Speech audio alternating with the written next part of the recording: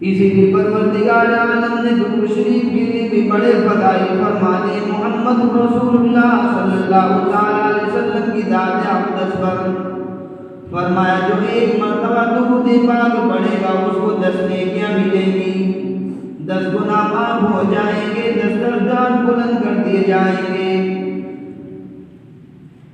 اور یہاں تک فرمایا جو محمد رسول اللہ صلی اللہ تعالی علیہ وسلم کا نام سنے، اسم گرامی اپنی زبان پر لائے، اور اگر آپ صلی اللہ علیہ وسلم کا نام سن لے اور اپنی زبان پر درود پاک نہ پڑھے تو دوری کے منہ اللہ پاک فرماتے ہیں کہ وہ بڑا بد نصیب ہے، بخیل ہے، جہنمی ہے. یعنی یہ حق ہے محمد رسول اللہ صلی اللہ علیہ وسلم کا، اور اتنے فائدے والی چیز ہے کہ ایک درود پاک سے 30 فائدے ہوتے ہیں، 10 گناہ معاف ہوتے ہیں، 10 درجات بلند کر دیے جاتے ہیں، 10 نیکیاں اور 10 خطا معاف ہو جاتی ہیں. لیکن آج ہمیں فرصت نہیں، اسی لیے درود شریف کے لیے بھی بڑے فضائل فرما دیے.